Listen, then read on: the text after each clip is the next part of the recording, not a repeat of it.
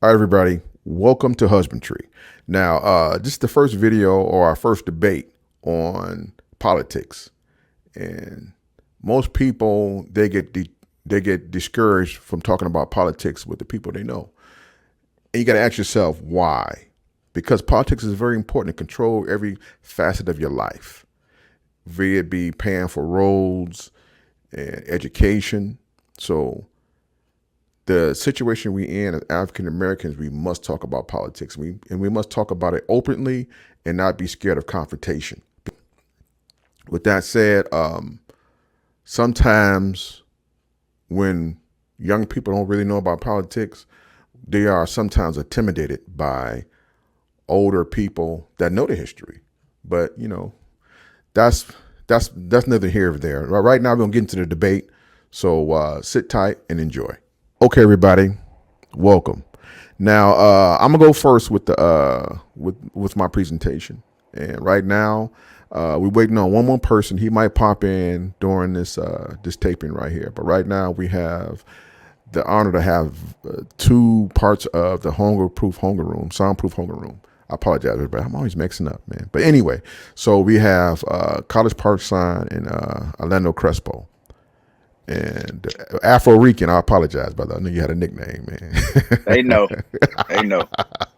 So here we go, man. I don't know if the audience know that I'm an independent, and with being an independent, in my point of view, is that you try to pick the person you feel is the best.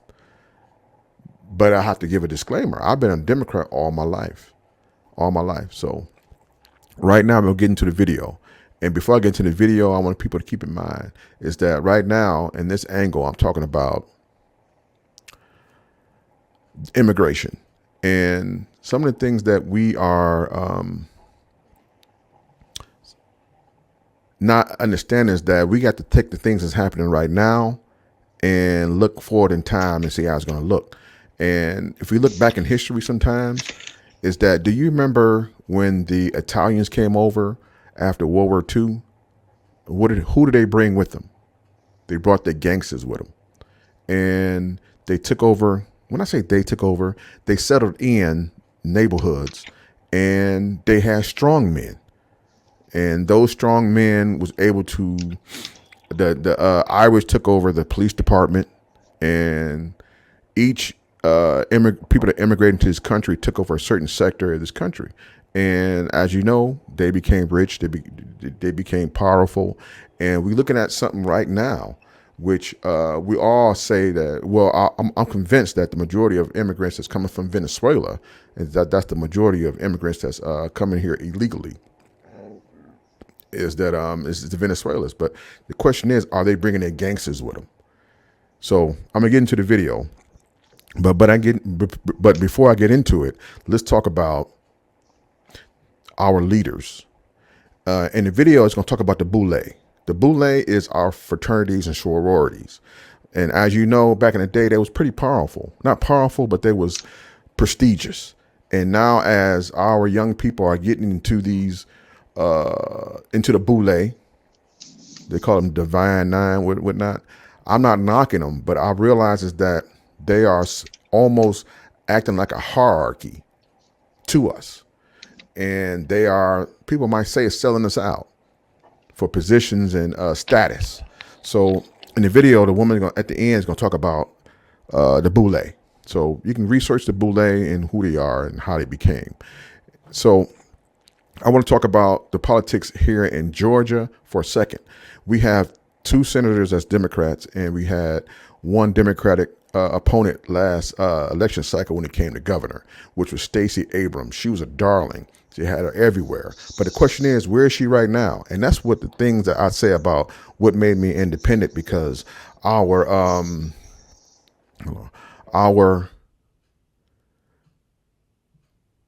Democratic leaders only around when they want your vote. And we got to look at when they was office and what they did. So I'm explaining the video. The first video is going to talk about the crisis. The second part is going to talk about barbed wire fence or razor wire that the Republicans put up to even slow down people crossing the border. And then the Biden administration told them to take it down. And now the Republican governors have said, okay, if y'all don't want us to slow down people coming in, we're going to ship them to your sanctuary cities, Chicago, New York, and places like that, because you really don't know what's going on until it happens in your neighborhood. So, I mean, gangsters. I told you about, they send in the gangsters. I'm not saying they're the bad people. The majority are probably great people. But if you look at one situation, as we see in the black community all the time, is I'm going to do what I got to do to take care of my family. So if they're here in your city and they can't work because they don't have a work permit, and they are, getting assistance and vouchers to even eat, and you head of a family and you barely speak the language, you're going to do what you got to do. But the problem is the Republicans said, what y'all don't understand, we're going to send these people to your community and see if they say they're going to do what they got to do, take care of their family. So it could be good people turned into bad people. So I'm going to go ahead and click on the video and enjoy. New York has a legal obligation to offer shelter to everyone who wants it. But the current influx of migrants and asylum seekers is putting that to the test. They came from around the world, making often dangerous journeys to a city they hoped would offer them better lives.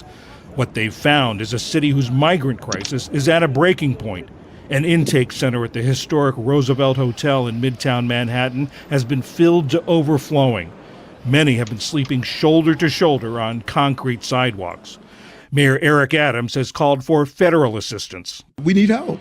We need help, and it's not going to get any better. We put buses there for cooling systems, but it's just not sustainable. City officials say the shelter system has been overwhelmed by the nearly 100,000 migrants and asylum seekers. Lori Lightfoot sending a letter to Texas Governor Greg Abbott urging him to stop sending migrants here to Chicago. Yeah, this comes after word that even more people could be sent here from the Lone Star State. NBC5's Lisa Chavarria is live with what we know so far this morning. Lisa. Well, JC and Michelle, the mayor's office says that it's learning that Texas Governor Greg Abbott is planning on sending even more migrants starting today to cities across the U.S., including right here in Chicago. That's why she sent a letter to the Texas governor saying that his push to score political points is really pushing the city of Chicago to a tipping point. Legal battle at the southern border over razor wire installed by Texas officials to stop migrants. The Supreme Court tonight giving the Biden administration a win in its effort to remove that wire fencing. Laura Jarrett is here. Laura, what's the practical impact of this? Lester, the upshot is that Border Patrol agents should be able to start cutting down or moving this razor wire that Texas officials had installed at the border, and they should be able to do it right away. Now, the Biden administration had gone to the high court over this, arguing the fencing's impractical and dangerous when migrants get stuck in there. I'm a constituent of the Gage Park neighborhood. Since June, you decide to turn our park into a shelter. Our community is running lawless with illegal Venezuelans taking over our streets. We feel like prisoners in our own homes. As a taxpayer, we can't even enjoy our own park anymore. We are unable to take walks. Our amazing programs have been removed, especially for the disabled children that live near this park, our neighborhood. Unlike the illegals, as a legal immigrant myself, I know what I had to do to enter your country. I was required to do a background check, vaccinations, pay an expensive fee, bring a work letter from my previous job. Shall I go on? Some might be good, but the others are here to cause trouble. For example, my neighbors had their car broken into, packages stolen from their front yards, and someone pee on my property. Yes. I'm requesting Alderman Vasquez, Mayor Johnson, and you appointed a deputy mayor of immigration because we have a refugee immigrant crisis. You've been having a crisis in the city. Where's our deputy mayor? A bunch of bullets sitting here, okay? A bunch of bullets sitting here. And Vasquez, you are an alderman. When have you stood with your people out there protesting. I saw you 2 Saturdays ago at Pritzker Park at 4:30 p.m.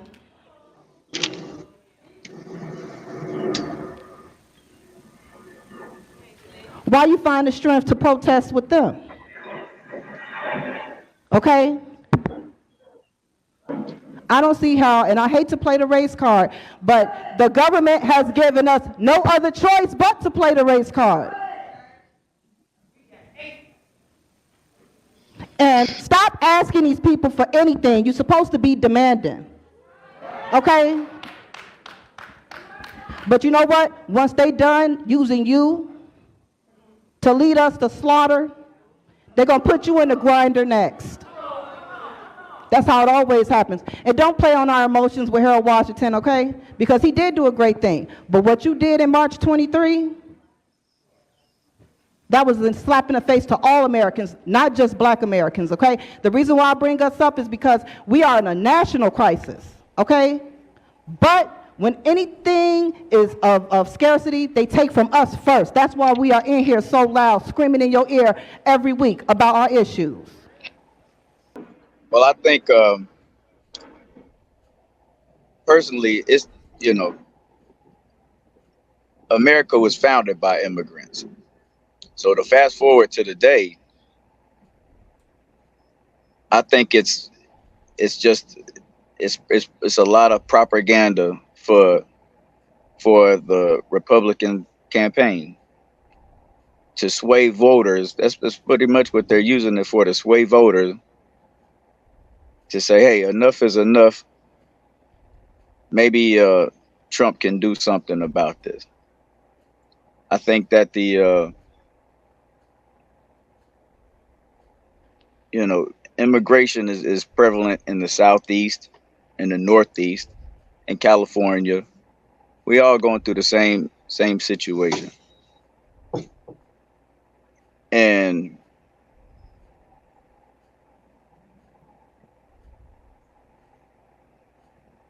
those that don't complain, it doesn't apply to them. As long as immigration isn't affecting me, I could care less about it. And that shouldn't be the approach. People are coming to America in dire need of refuge and a better life. And the way these refugees are being treated is inhumane. I blame the Republican Party for that. I think the Harris campaign can actually help these immigrants.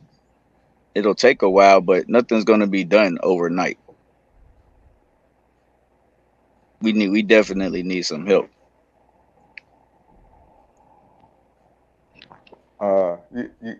That's it. That's all you got. Yeah. Go ahead. I want to start like where he kind of started with saying that America was built, and I won't say off of immigrants. It was built off of slaves. There were already people that were here, and they were also enslaved. But it was built off of people that were bought up, were slaves that were bought over here and built it. So I think America was already built on a false pretense of, oh, we're America and we're doing this and we're doing that. And they've carried that mantra and tried to force that idea on other countries as well. And they also want to give out this whole idea that, hey, come over to America, start your whole new life, and this, and that. And that happened for quite a while. But now I think both parties have failed to understand that, with borders being completely open, because let's not get it twisted, you have people that still fly in by planes from Europe and other places, other third world countries that fly in that they don't report on, and that's where media comes into play as well. But that is the most prominent that you see come down at the border. And what I find interesting is that even within all of those people coming in, they send them to the inner cities. They don't send them anywhere in in affluent neighborhoods or, you know, things of that nature. They send them to the inner cities, which as a nation, the government cares nothing about inner cities. So if you bring in an influx of people that doesn't have sufficient means to get a job, to be able to contribute to society, you just throw them in the inner city because they're going to look the other way anyway, and then they'll use those stats to say this is why this city is failing. So I look at both parties as being a failure with that situation, and then it also goes back to being a political ploy, because at the end of the day, they're going to be the minority at some point. All the people that's in power now are white men, and with you bringing all of these immigrants over, at some point they're going to be the minority. And so I don't think that they're looking at it in that sense. I think right now people only look at what's happening in present time, and they don't look at how it's going to affect people later on down the line. So I think both parties and the nation of America has failed in that sense completely. Okay, all right. Y'all brought up some good points, man, and I'm gonna, of course, I present it. So let me throw some caveats in there, and my caveats is that would you say that they also brought their strong men with them, as in people that are gangsters? Like, for instance, we all remember the movie Scarface, and that was like given to every black man in the 80s. Scarface. Everybody watched Scarface. It's like a given. It's like a cult classic to the American black gangster. Now, how did Scarface end up in America? He ended up in America. I'm going to go ahead and answer it. He ended up in America because Castro emptied his jails out because they didn't have resources for them. So they said, well, take your ass to America or take your ass somewhere else. That's what he said. And it was an island. So somewhere the closest place from a boat was America or United States. That said, is that the same thing with Venezuela. They are going through a crisis that people are starving in Venezuela. So being a prisoner, they don't take care of prisoners, people that broke the law. They're said that it's lawless there. I haven't been there. So it's safe to say they open the prisons up. So they bringing in gangsters with them. And gangsters and people that did violence and crime, they do turn over another leaf. So I'm not going to cast a blanket, but they are bringing they strong men and they gangsters with them, just like the Italians did. And one of the things that America did is that they always choose, not always, but I would say everybody has a preference. So right now, I'm assuming that we're the biggest minority or even the second. I'm not sure, but the problem is that the thing is that United States tend to favor other minorities over us because we have a history. We have a history. And that being said, is that, do you think America, when they see that there's no stopping this thing, do you think, give me a second. Do you think that they're going to prefer the Venezuelans because when people are hungry, you can mold them a certain way? And majority of people I see on my fault. You go ahead. No, you go ahead. Oh, one of the things I see on camera, they don't show they strong men. I got a few on the next I'm gonna show. They strong men are in the prisons. When I say strong men, people that committed the crimes are still in cars and still in packages. They put them in the system, and guess what they're gonna do? Just like if I go somewhere, if I go to Europe and I see somebody from California that's a black person, we're gonna link up. So long story short, once you're in Venezuela and you're in prison, what's gonna happen? Y'all gonna link up. Y'all are going to become a force. But my point is that I'm gonna summarize this, or even ask y'all questions. Do you think they were organized, even though they couldn't get it, even though it's a possibility they couldn't get along in their country? Do you think once they reach here, they're gonna organize and become a force? Who, the Venezuelan or the just refugees in general? Right now, the majority of refugees are coming from South America, but they said the biggest one is Venezuela because of their country.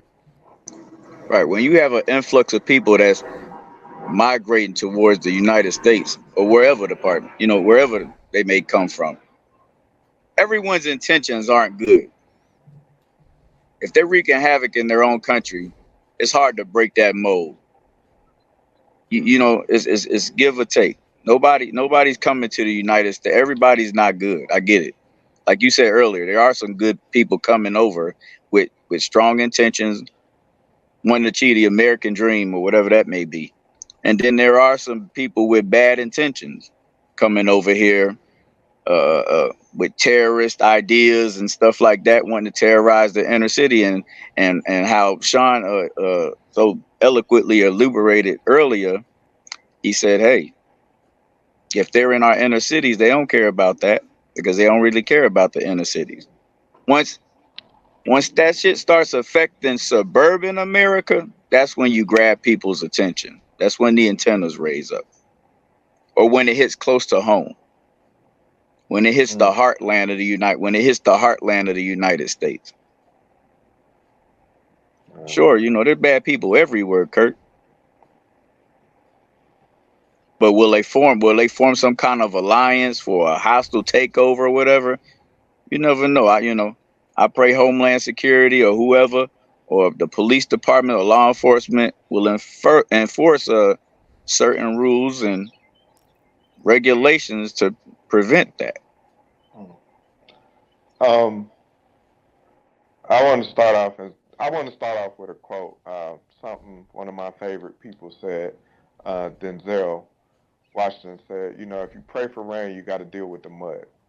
So when you get an influx of people, of course, you're going to have some people that literally are here to do well and try to take care of their families, but you're going to have some people that was in the crime that is going to carry over into where they go to. Do I think it'll be to where they can take over? Hell no. We have one of the strongest armies in the world. I'll say it again. We have one of the strongest armies in the world. And at some point, we will have to impose that will if it gets to a point to where we see a quote-unquote uprising to where refugees have come in and tried to take over. I'm sure it happened in certain cities and this and that.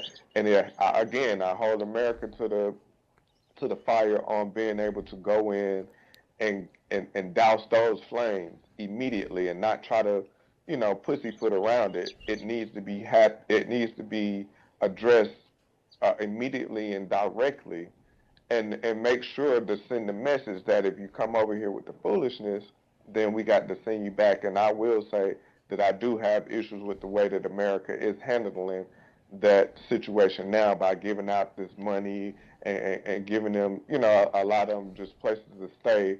Whereas as a black man, we still haven't been able to get these type of things for ourselves. And we've been here and built this country, but yet we can have immigrants that can come over, refugees. And of course, again, you got people that come over here out of pure need, and then you have people that come over here to try to,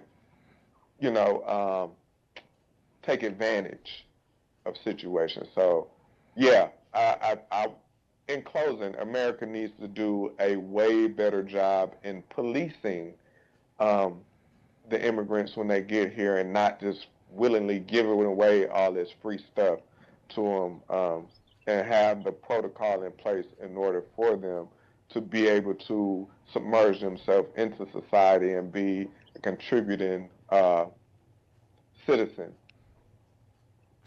Okay. I'm gonna bring my segment to a wrap. Is that a close? My fault. Is that I heard what y'all said, and maybe I didn't make myself clear. When I say take over, I mean take over that community, just like the Italians took over a certain part of New York. Now, if they, like for instance, the Republicans or the rural America that was by the border was screaming every year, "Look, we can't keep up with the resources with all these people that's come over the border. We need you to tamper it down for us. Help. And I remember seeing it, like Orlando said, if it didn't happen in my community, I didn't pay attention to it. But somebody on that side the Republican side or the conservative side say, you know what, I got a plan. Send all those people to sanctuary cities.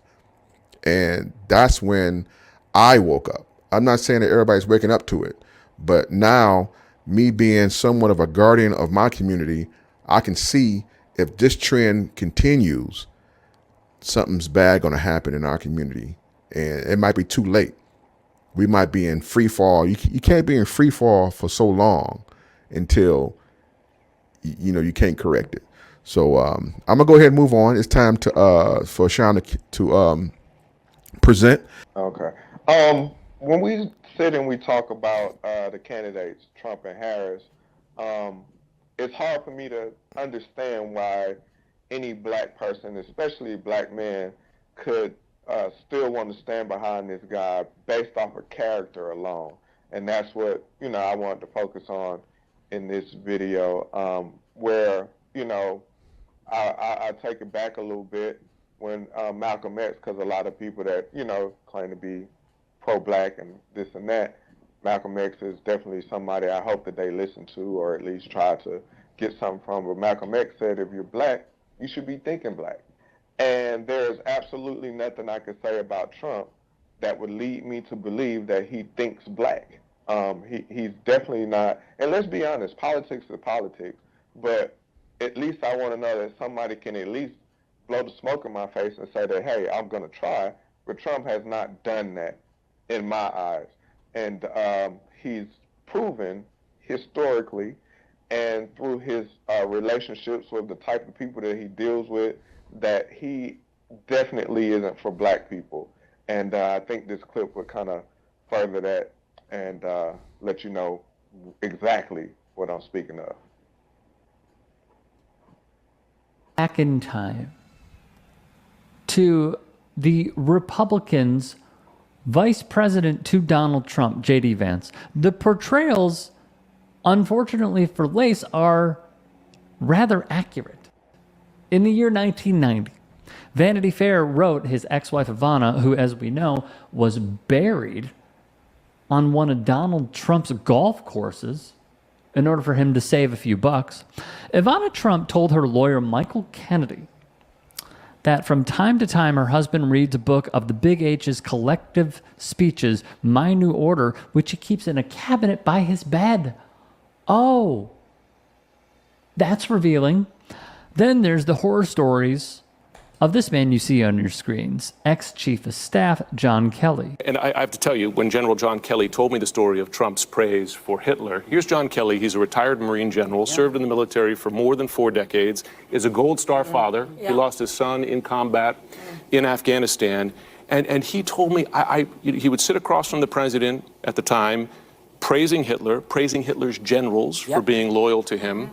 And he would be flabbergasted that he has to remind Trump, the president of the United States, what Hitler did. I mean, Kelly said to me, he said, I can't believe he forgot the Holocaust. There was also the time Donald Trump referred to his political opponents as vermin and spoke of illegal immigrants with the following line, quote, they are poisoning the blood of our country.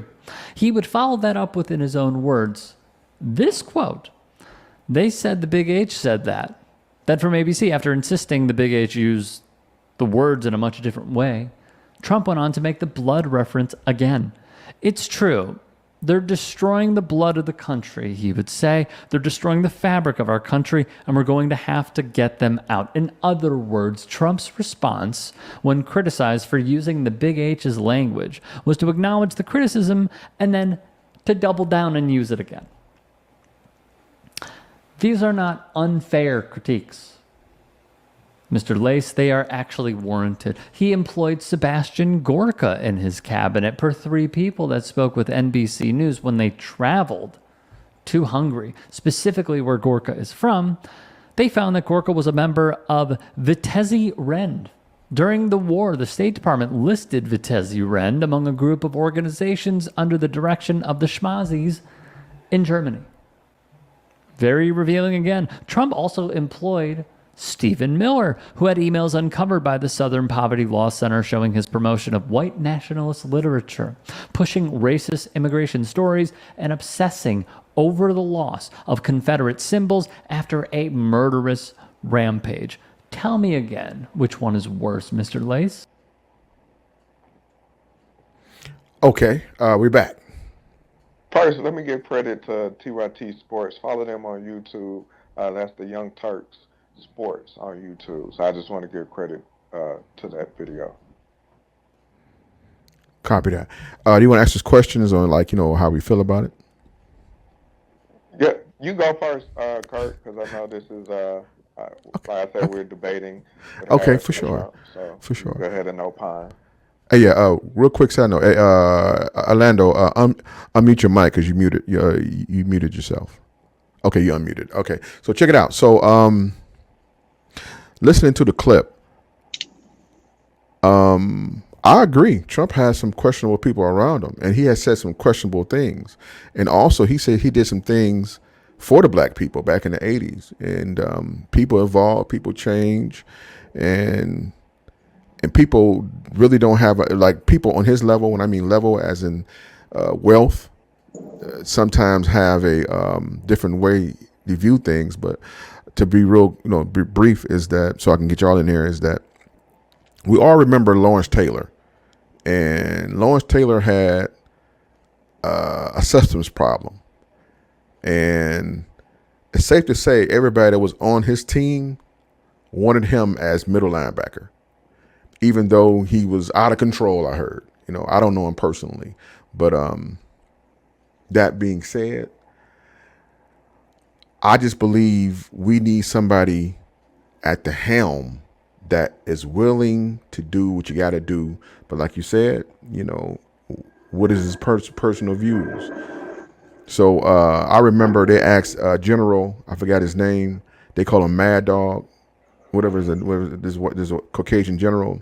They asked him, and they normally ask generals this right here. They said, "What keeps you up at night?" And he looked in the camera and said, the question should be, I'm paraphrasing, "I keep other people up at night." But that being said, that's my intro, my rebuttal. Not really rebuttal, but kind of like my angle of it. So you rather have this person that you're saying pretty much the world could fear dictate all of humanity based on how he feels. You rather have someone that's pretty much crazy that can hit the red button because he's not having a good day or whatever. Well, nah. You want him to run the free world. And I get it, because I understand you can't be too nice in the world. Nobody can, right? True. Your allies and your enemies, or whoever the case may be out there, they should be like, you know what? The United States does have this hothead over there. Let's scale back on what we're doing over here or whatever, because I know he's capable of X, Y, Z or whatever. Now, when you bring it to the domestic side, when you're talking about the United States, having him pretty much dictate how we live over here, and all that could be found in that Project 2025, and him pushing his agenda if he's elected. Now, I haven't read all 800 some pages, but it was a few notes that stood out to where I'm like, hey, wait a minute. You know what I mean? This is who you rather have in office. Okay, that's a question. If I had a choice between protecting my house with a knife or a gun, I'm gonna choose the best weapon. Okay. Okay, I see what you I see what you're saying. Listen, that Project 25. Give me one. I'm gonna keep it real brief. The Project 25 is just to simply alter the balance of power by increasing the president's authority over every part of the federal government. Well, The thing is that, and you know what? I heard about the Project 2025. I haven't read any parts of it, but I know, well, in my opinion, if you don't have a plan, then any plan would take over you. Right now, we don't have a plan at all.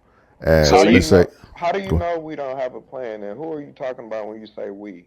okay, I'm gonna make it twofold with two people: the American people in whole, as a whole, as in unity, unified together. We don't have a plan for that. And I'm also talking about black people. We don't have a plan generally together.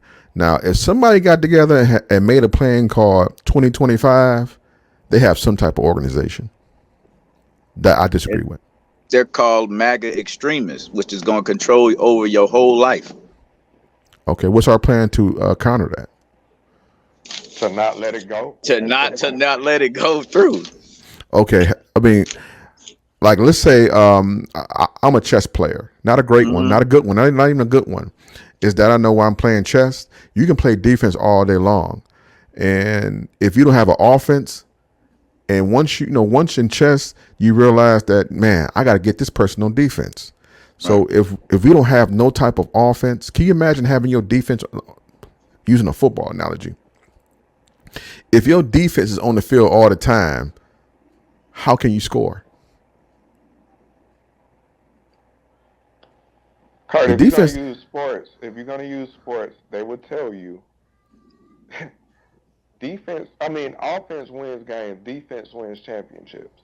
Okay. So if that's what you want to use in sports, we're gonna go with that. But also, if you're gonna apply that to how a nation is run, that in turn, and I'm just being hypothetical. So now you're saying if we don't have an offense and we just continuously on defense, then we should be out, like let's say the immigration thing we were just talking about. We should be going down to Venezuela and telling them stop sending folks over here and implementing some kind of system or some kind of force over there to tell them, hey, y'all don't bring no more people over here, and we gonna set up shop down here to make sure that y'all don't do it. Is that what should we doing? Going off of the theory that you just said, without an offense, just being on defense all the time is a failure. Well, to answer the question, that's one of our chief, some of our chief strategies that we say all the time. It's best that we fight them over there than to fight them over here. Like we will go, our military is so strong that we can lift a whole battalion up and have them in your backyard by next week, and make sure everybody eat, all our soldiers. So to answer your question about Venezuela, should we go on to Venezuela? I mean, they are doing things that, like, they have an app set up. I mean, this might sound kind of weak, but they have an app set up where instead of crossing over, you can apply for asylum through the app before you come over, But that being said, to answer your question, because I'm long-winded, to answer your question, yes, it's best to fight people on their soil than your own soil. Okay. Sounds like dictatorship to me, but hey, that's what you want to do. Well, you gotta have a I know strong. it's hypothetical. I know that wouldn't even happen. You see how that worked out for Rome, and But go ahead. Well, no. You have a second video. You want to play the second video? No. You go ahead. You got play your. Didn't you have another video? No, I only have one. Oh, okay. All right, yeah. You can go ahead and play the second video. Okay, let me cue it up for you. Based off of you want me to do another intro for it? No, you can if you want to. Kind of like preface it a little bit. Okay. Yeah, I can do that real quick. All right. The second video is literally again me just talking about Trump's character versus Harris's. I think a lot of times now, again, like I said earlier, I'm amazed at how black men are okay with wanting to vote for Trump based off of his character, based off of some of the things he's done recently, even throughout his presidency, and things that he's still doing today, which I'll kind of talk about a little bit later after the video. But this video, I just want to kind of, you know, all the people that just say, hey, I'm not voting for Harris because of this, and that. I'm going to vote for Trump. This is how I feel about that. Cue the video. Fucking simple with me. Until Kamala Harris go to jail, until Kamala Harris become a convicted felon, until Kamala Harris file motherfucking bankruptcy 6 times, her and her company, until Kamala Harris is impeached twice, until Kamala Harris is indicted 4 motherfucking times, until Kamala Harris is found liable for sexual abuse, until Kamala Harris is found guilty of motherfucking fraud and got to pay $300 and some motherfucking million, until Kamala Harris start a motherfucking insurrection, until Kamala Harris try to overthrow a motherfucking election, until Kamala Harris is married 3 motherfucking times, until Kamala Harris have 5 kids from 3 different motherfucking men, until Kamala Harris do any of that, she's a better motherfucking candidate to me. Now you do whatever you want to do with your motherfucking vote. But I'm not voting for no motherfucking rich white man to be able to do whatever the fuck he want to do. I'm just not doing it. I don't hate motherfucking women that much. And I damn sure don't hate a black woman that much. So you can vote for a motherfucking AKA, or you can vote for the motherfucking KKK. You vote for whatever motherfucking K you want to motherfucking vote for. That's your motherfucking business. But Trump been telling you since 2017, he gonna show you that motherfucking healthcare plan. Has he shown you yet? He been telling you since 2017 that motherfucker coming in 2 weeks. It's gonna be big, it's gonna be beautiful. Has he showed you yet? He told you he's gonna overturn motherfucking Obamacare. Did he do it yet? He told you Mexico gonna pay for that funk ass wall over there. Did they motherfucking pay for it yet? He told you gonna raise motherfucking minimum wage. Did he do it yet? He was gonna lower the motherfucking price on prescription drugs. Did he do it yet? But she need to motherfucking explain something. She don't ever talk about her. Yes, she motherfucking do. You just don't want to motherfucking hear it. That lady told you she trying to get $25,000 to motherfuckers who trying to buy homes. Trying to build 3 more motherfucking million homes. Trying to lower the drug prices for everybody, not just the elderly. Trying to get tax cut to the middle motherfucking class. That like trying to no tax on tips or whatever the hell it is. That lady telling you what she trying to motherfucking do. You just don't want to motherfucking hear it. Okay, so he said his point of view, and I think his point of view is coming from somebody that might know other things more than politics. I almost said sports, but I don't know if he likes sports or not either. Because First off, give credit. That was Pliers on IG. Okay. Just give credit to the video. All right. Go okay, ahead. all right, yeah, for sure. Pliers on IG. Thanks for looking out. And we have all these links in the description. So now, with his point of view, really don't talk to what's going to happen in the future if we continue to be in this free fall. Because I heard New York is spending $90,000 a month on the immigration situation because they are putting people up in hotels. And of course, hotels want to make money. So hence, they like, okay, yeah, bring them over here. We'll send you the bill for that. We'll send the taxpayer the bills for that. And, there are communities or people that are Americans that need help, but you're going to give resources to people that cross the border illegally. Like the woman said in my video, is that they don't have shots. They, like for instance, like they're coming from countries that might have smallpox or might have certain situations because their country is in anarchy right now. And there's no shots to Venezuela, but there's a reason why you're here, because they feel like it's a better life here. Like people, well, anyway, I won't be long with it, but my point is that I think some of the things he said, he's buying into the same rhetoric that Stacey Abrams and Senator Warnock has given us. They say, well, we're going to make the rich pay and, all this. And then once they get elected or unelected, they're not around anymore. Like, where is Stacey Abrams? They're going to bring her out to tell you to vote, and she's going to crawl, that's an insult. She's going to go back to where she came from. So that's my angle.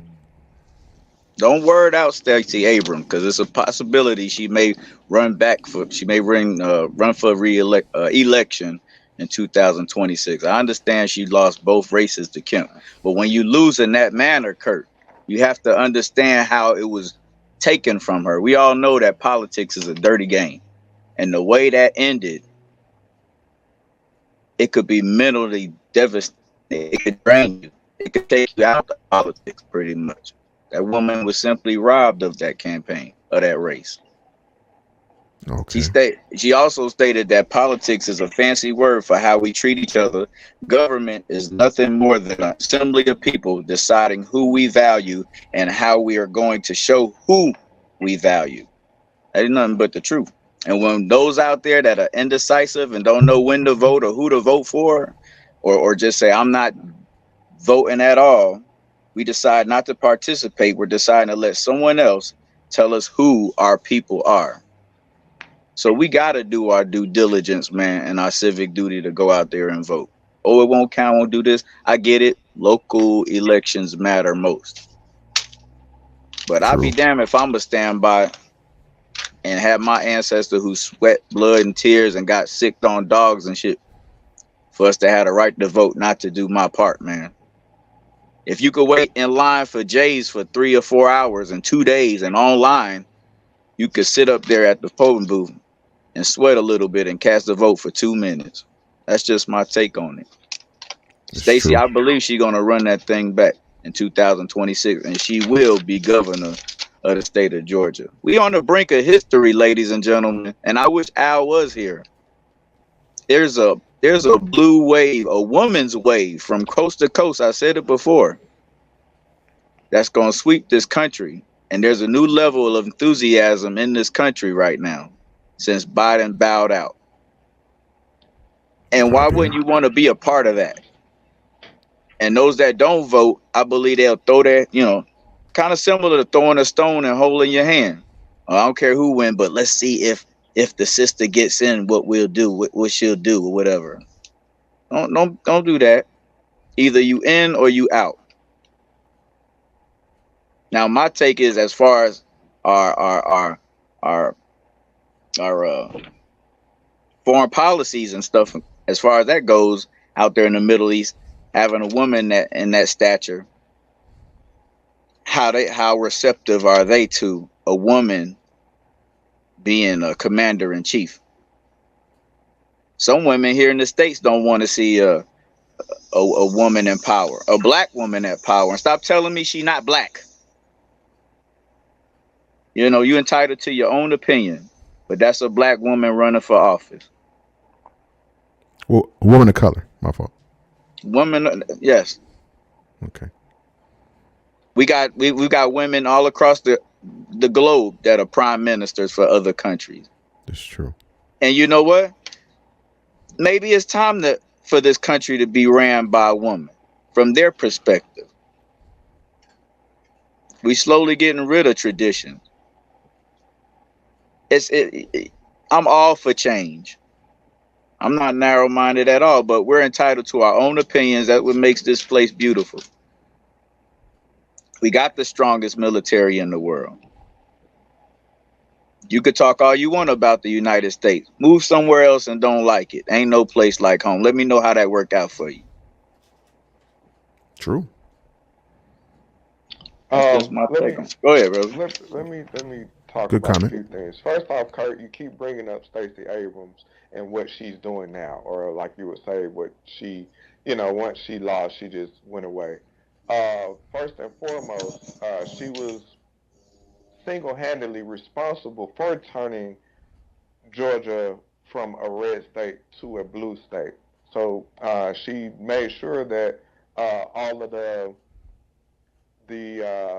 dirty tricks that politicians do, when they started changing the voting requirements here in Georgia, she made sure she went and did what she had to do to make sure that these people were able to vote, despite all of the things that were put in place to try to quiet down the black vote, literally. Also, the person she ran against, our current governor's Kemp, He was Secretary of State at the time, so he shouldn't have even been able to run. That was a conflict of interest. But again, politics comes into play, and if they want somebody in play, they're going to make it happen. So that's the Stacey Abrams thing. Secondly, with that, when do we hold this same accountability to these other people? It just seems like even with Kamala, oh, give us details on what you're going to do. Give us details on this and that. Give us this. Give us that. I need something for my black vote. I didn't hear this sentiment when Trump got into office. I didn't hear this sentiment of what I'm going to get for my black vote. The only person I know that did that, and then even at that time, people wrote him off for trying to do it, was Ice Cube. When he came up with this platinum plan, and he said, you know, the Biden administration didn't even want to talk to him, and the Trump administration did. Outside of that, I didn't hear too many echoing the what am I getting for my vote, because if that was the case, and I feel like if that were the case, a black man wouldn't go to Trump and say, what am I going to get for my vote, because he has shown you that he will say whatever he has to say in order to get his vote and to do what he wants to do once he gets into office. Ask the little preachers that came and sat up there with him what he did for the black churches. They talked about the money that he gave to HBCUs. He gave money to the HBCUs, and the Biden administration, they damn near tripled or quadrupled the amount of money that he gave to the HBCUs, but he'll tell you he was the one that saved HBCUs. What people need to understand about Trump is that he is going to do what benefits him the most across color lines and anything of that nature. And people always be like, oh, he's not racist because he did this for black people or he did that for black people.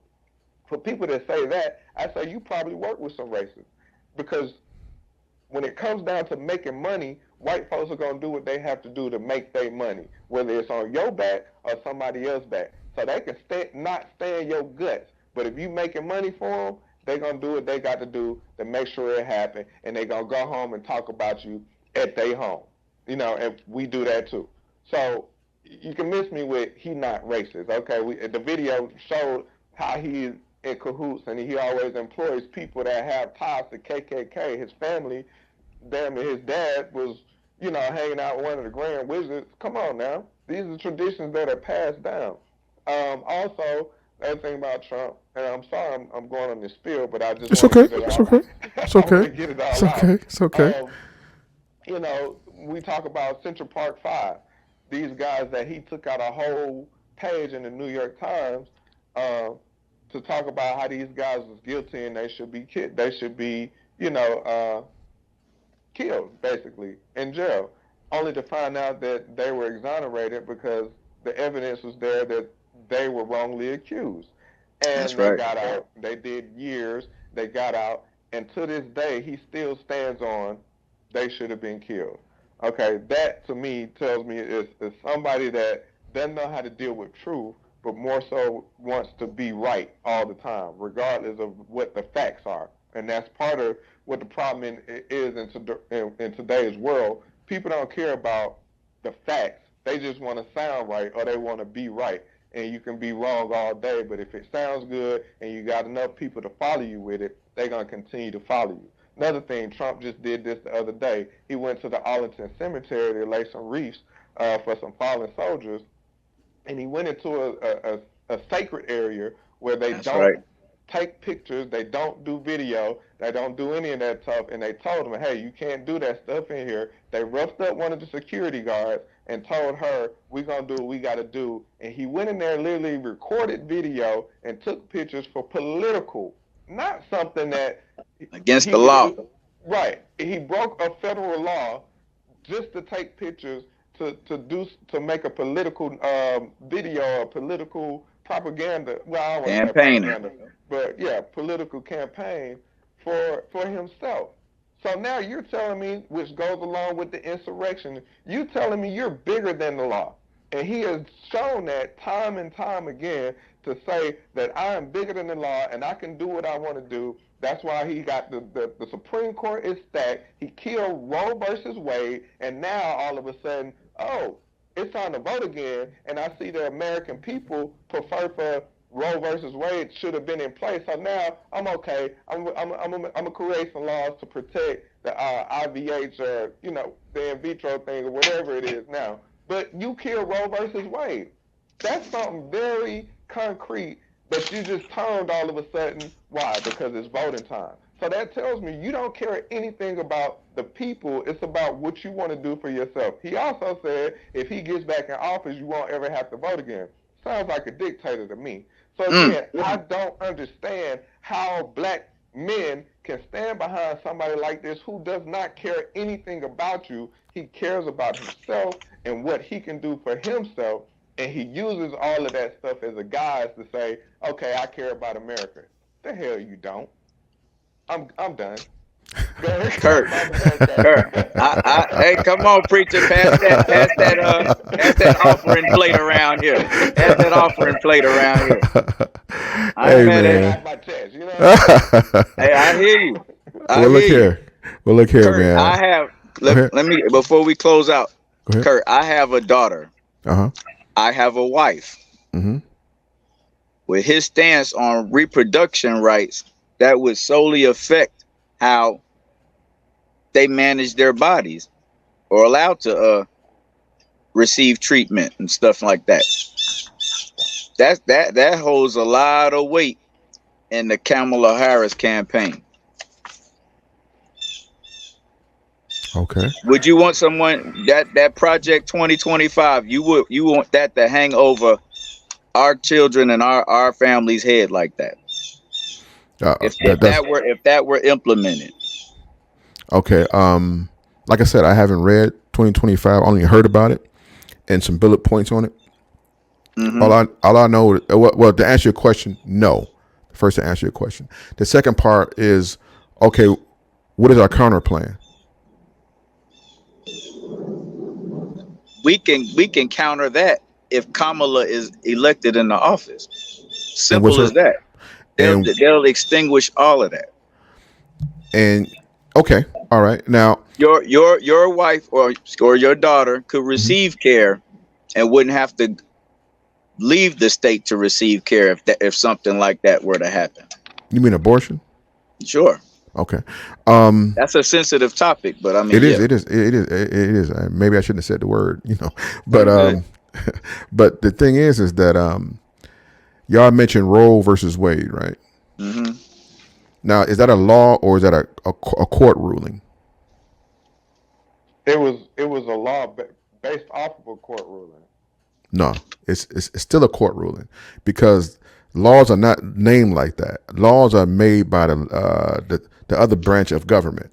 And what happened is that there was a case, Roe versus Wade, and the Supreme Court ruled on it. Once they ruled on it, it let the floodgates open to. Anyway, I want to get into specifics of it, but the third branch of government, that the judicial branch, their job is to interpret laws, and they did interpret the law when it came to Roe versus Wade. But the thing is that all the Democratic, well, I should say, people that's for pro-life, that had people in power that backed them, they should have made a law when they was in power, because nobody wants to, believe it or not, nobody wants to really touch this situation, because we need a law in place. And once a law is made to govern this topic, a federal law, and then it can't be a situation where the Supreme Court can come in and interpret, make a law, because people think that Roe versus Wade is a law. It was an interpretation of a case. So all the times we had people that was pro-life, and me myself, I was pro-life. Now I was to be pro-choice. Now I'm more. Now that I'm an older man, I'm pro-life. But Kurt, so, I'm sorry. Let me jump in. The thing is with that is that was in place for 50 years, and the average American or the average human would say that it's just for a woman to be able to decide whether she can have a baby or she wants to abort a baby. So that's why I don't think it ever came to a point to where other candidate or other presidents say, "Oh, we got to do something about that." But for whatever reason, Trump decided, "I ain't going to change it," and he stood on it. That was one of his platforms. I'm going to kill Roe versus Wade. Why? Why? Because you around here grabbing girls by the pussies. You got all these women with these lawsuits against you for sexual harassment. Like no other president sought to go and get rid of that judgment, as you would say. So you're correct. But why would you go and change something like that when the American public and the popular opinion is to let women have choice over their bodies? So nobody looked at it to say we need to make it a law because nobody thought it was unjust to anybody except for Trump. Okay. Well, not just Trump, of course, but the thing is that you're saying that the third branch of government, which is judicial, their job is to interpret the law, not make laws. That's the second branch, which is, I'm assuming the first or second branch is to make laws. And you saying that people should let it go or let it alone, leave it alone, because the third branch, which their job is not to make laws, their job is to interpret it. So hence, I agree, maybe their decision was a quick fix, but now as times change and situations change, it's time for Congress to make a law, because that's their job, is to make laws. And to my understanding, one of the ways that they got rid of Roe versus Wade is that the Supreme Court ruled that power should go to the states. And that's one of the reasons why. And like, mind you, that was that decision killed Roe versus Wade, because Roe versus Wade was a federal decision by the Supreme Court. Now, the Supreme Court to my understanding, didn't kill Roe versus Wade. They just decided that these things should be decided by the states and not the federal government, which effectively got rid of Roe versus Wade. Because now each state is a sovereign country. So now that puts the ball back in the lawmakers to make a law, to debate the law and to agree and to vote on it. And that's where the power should be. That's their job, is to make laws. And believe it or not, because we've been going for a long time. So how about our next topic is about abortion? So we've been going for like an hour and like 16 minutes, so we got to wrap it up. But you're gonna need a female perspective on that. Okay, well, let's get one. Let's get one. Definitely. So let's go ahead and give y'all the last, because I had my little spiel at the end. So let's go ahead and give y'all last takes on things. Who wants to go first? I'll go first. Copy that. Ladies and gentlemen, people, November is going to be real interesting. So have your popcorn ready. Straight up. It is. You know what I mean? I encourage everybody to go out there and be a part of that change, man. No matter who it is.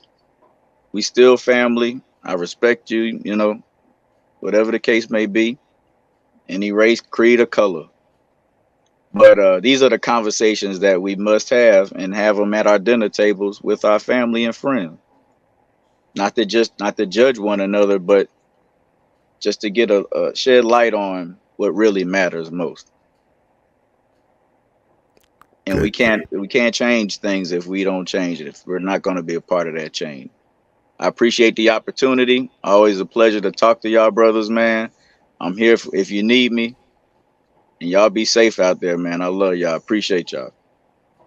Love you too, brother. Appreciate your point of view. Big Shine, wrap it on. Bring us on home, man. In closing, I always like to emphasize at least having the knowledge of history, and to understand how important it is as a black person or a minority to vote, because that's something that we didn't have a right to, because we weren't considered as human beings here in the United States of America. And if you look at history, you will see how we had to fight in order to vote. You'll see how even at the local, what a lot of people don't know is that we were able to get the Voting Rights Act in '65, but we were still unable to vote at local levels in certain states, which we were just talking about, the federal court giving states, things of that nature. So again, knowing the history and understanding that voting in your local elections are just as important, if not more important, than the presidential election. So in order for us to see change, we have to start at home. We have to start doing homework on the people that's around us, the people that's making the rules in the legislature in your city, in your neighborhood, and then you can move forward trying to get the proper people in those bigger spaces. So when we get to the presidential election, we're not sitting here saying, well, what are they going to do for my vote? Or we're doing the lesser of two evils. And that usually has been the sentiment in the last few years. And a lot of people stand on the line. But I also say that we're here now. So you can either put up or shut up, okay? Because if you're not going to participate, I don't want to hear your complaints. I don't want to hear all the things you got to say if you're not going to participate. Now, I'm not telling everybody what they should and shouldn't do, but I say this. Know your history, do your homework, and make the right choice. And I'm not leaning here or there, because I also feel like there needs to be a bigger push behind the independent party as well, so it can be more than just a red and blue. So in closing, do what's best for you and yours, which usually comes down to what people say anyway. I need to do or vote for the person that's going to help me. So we already know what one person did in office. We don't know what the other person is capable of. Okay, everybody, there we have it. We had a great conversation. This conversation should be had the way we had it. It was civil, and we both took shots at each other. we both did. But my point is that I'm gonna go ahead and get out of here. Thank you for doing your thing.